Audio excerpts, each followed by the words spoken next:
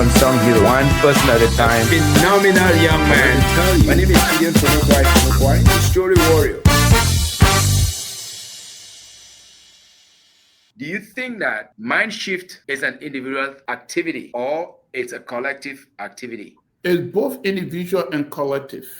Okay. Do you have any success story from collective? Because that fine example of that gentleman who did mining. Well, let's take Ghana for example. Okay. Ghana is really succeeding in a lot of ways. Rwanda is another example. All of those are still in the book.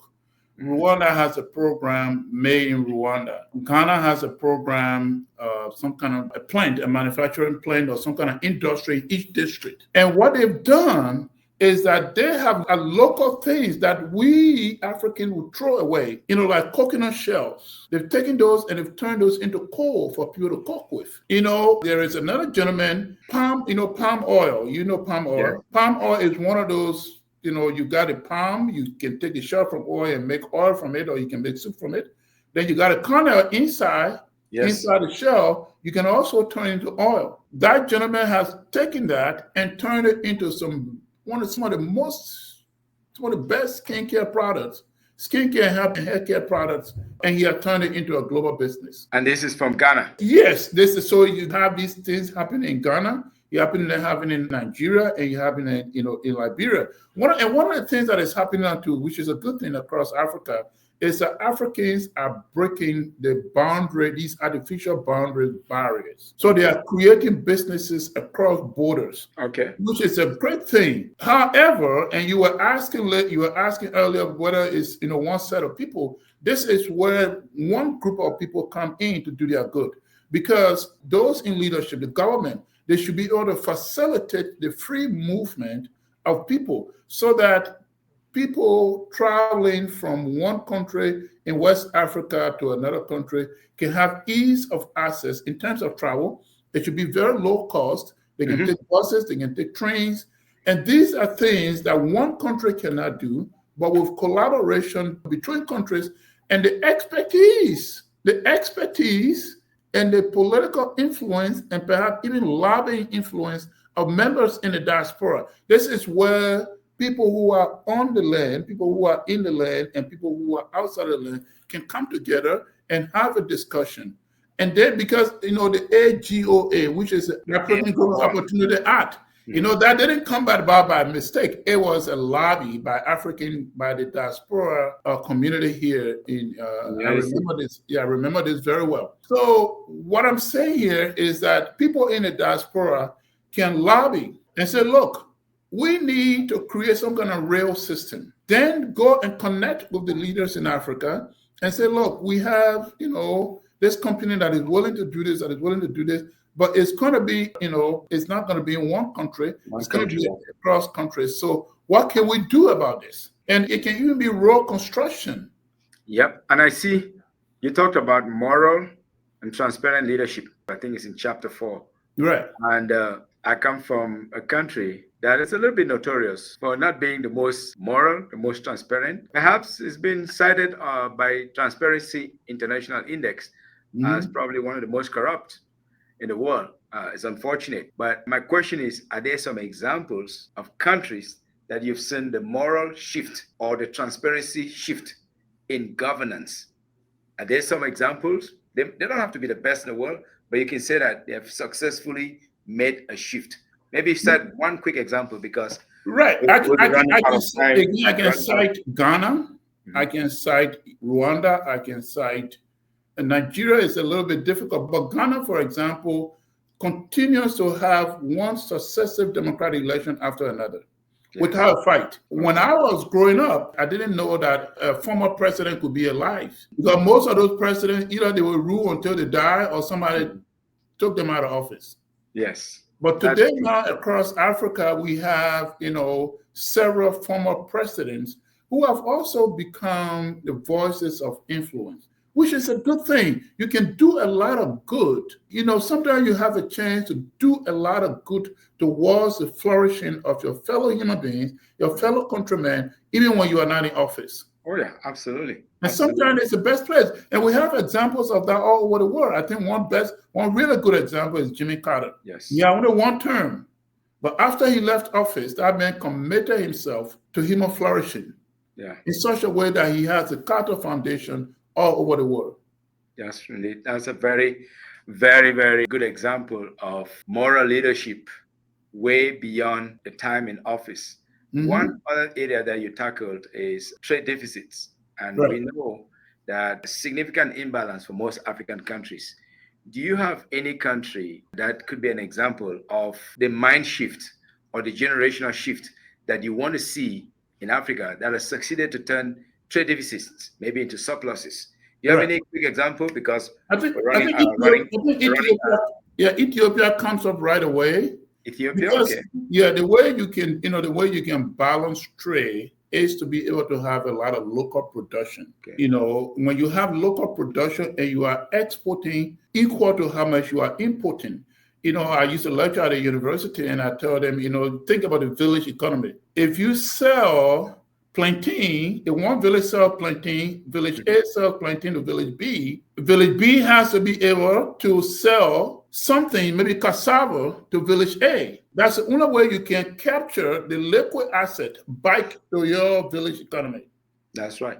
And we are not able to do that as a nation if we don't have local product that we can export. The African free trade area is doing a good job of trying to create inter-African trade.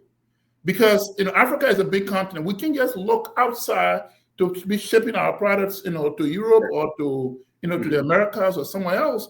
Ship it to Ghana, ship it to Cameroon, to Senegal. How well is that coming along? If I may interfere there or really jump in and say, how well is inter or intra-African trade? Is it beginning to flourish? Is it stagnating? It is flourishing only in a few sectors, especially in textile. Okay, so textile is a bright light.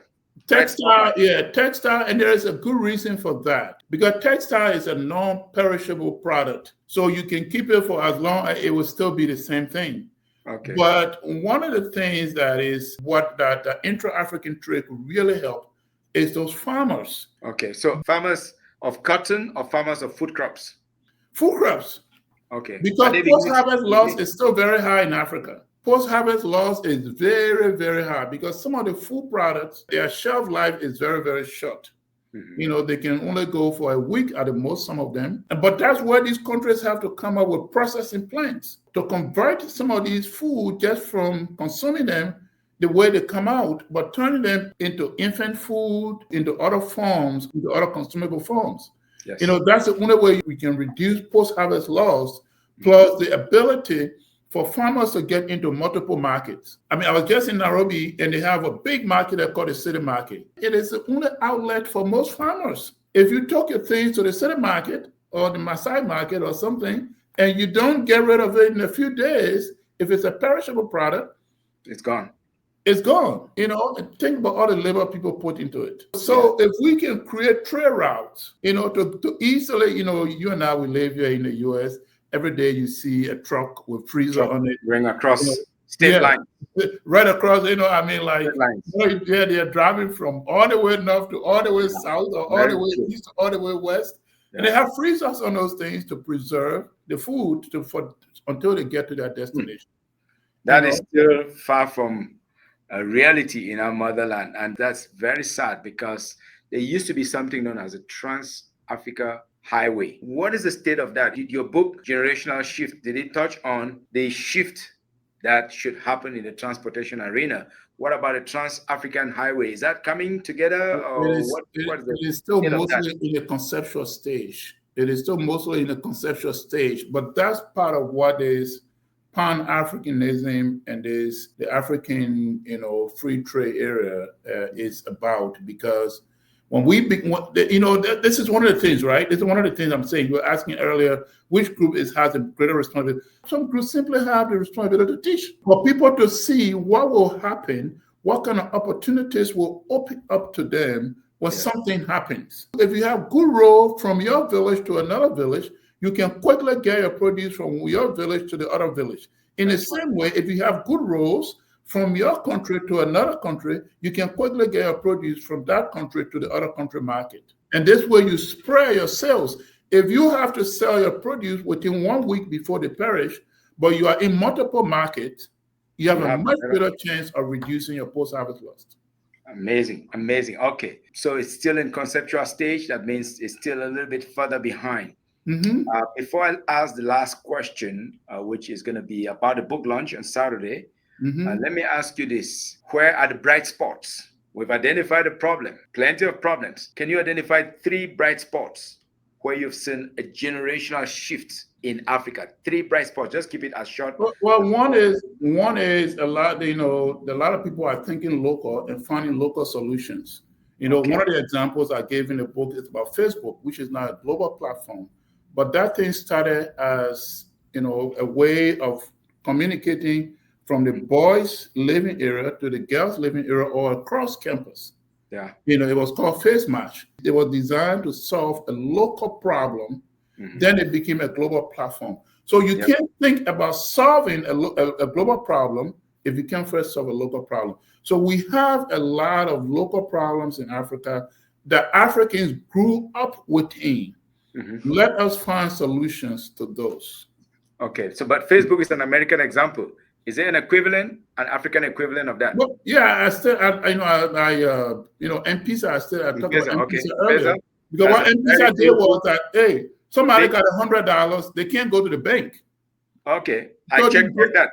Yeah. Big one, M-Pesa, local problem, found a local solution, and now it's going global. Okay, second one, another spotlight, another bright spot. Is there one that comes to your mind?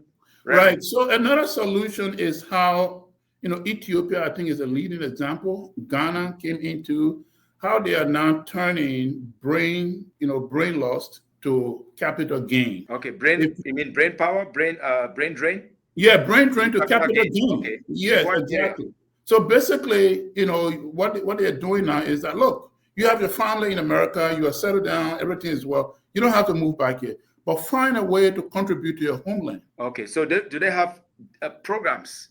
They have programs. They are being channeled to help those in the diaspora support programs back home. So Ghana and Ethiopia, is that what you're saying? Yes, Ethiopia has a diaspora bond that people contribute. Okay, that's a good one. People contribute to. It's a business. So let's say, for example, if a country says, look, contribute to this bond, we are going to undertake a project. This is where honesty and basic decency comes in, which is also in the book. Because the people can even get their money back. If you reach out to the diaspora and say we have a $10 million project, we are reaching out to all members of the diaspora. You identify 50,000 diaspora members, and you kind of distribute it, and everybody support it. The second one. Yes. Diaspora born from Ethiopia. And what is the equivalent of that in Ghana? If you have the name for it, is it a program or? Well, Ghana. So what Ghana and other African countries are doing, they have a diaspora office. Basically, it's almost like the ministry for the diaspora. So basically, they have developed this concept. They are working on it for years. They had this year of return, which is come back home, see your homeland, see what it looks like. I've seen it all over Facebook. I've seen it over YouTube, all over the place. So Ghana. All right. That's a second bright one. Is there a third one? I thought there was 3 already. We had Ethiopia. Okay, we got Ghana, we got Ethiopia, and of course, we got turning to capital gain. Yes. From brain drain to capital gain. Beautiful. Yeah. So because of limited time, where you turn local, problems into local opportunities.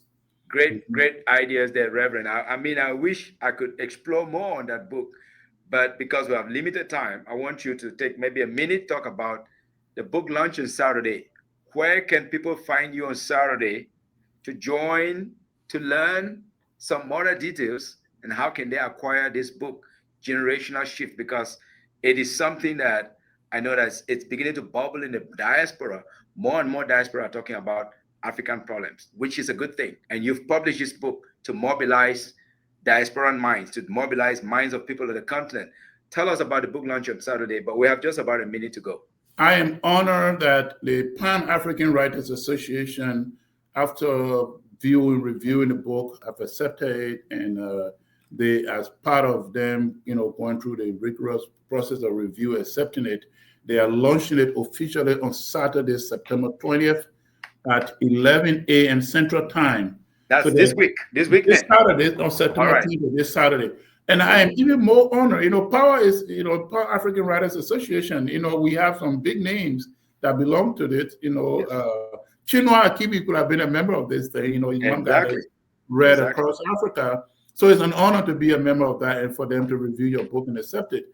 But I'm even more honored that, as I was telling you, I was just in Nairobi a few weeks ago to speak at a conference, and I met with PLO Lumumba, and we sparked an instant friendship. So I reached out to him and I said, Prof, I'm launching my book on Saturday. Can you please, by all means, appear, and say a word or two? Because I gave him a copy of the book, and I left some copies with him, and I said, after you review the book and you think it's a great book, here are 10 copies, give them to people who you think will read them and take the concept. And so he agreed to be on the book launch this Saturday. And that's a big kudos. That's a big kudos to you, because Lumumba is a very famous Pan-Africanist. So is he gonna be a keynote speaker at your book launch? Is he just gonna be the chief launcher? What role is he playing? Well, he is going to appear. He's read a book, and I've heard him quote the book in some of his speeches, which is, just, even more honor for, you put in a lot of work. And, Jesus said, no one lights a lamp and put it on the board, right? So after you do the work, people have to see it. Yes. And for someone, like Pierre Lumumba to see it and say that he can, give copies to other people, it's a real honor. And for him so he's going to be on there. It's going to be in a different times when he's in Kenya. So, I told him if he, it's for an hour, he can be there the whole hour. He can be there for whatever time is convenient for him. But he's going to talk. He's going to say, he's going to give a review of the book. And it's a big honor. So September 20th, 11 a.m. Central.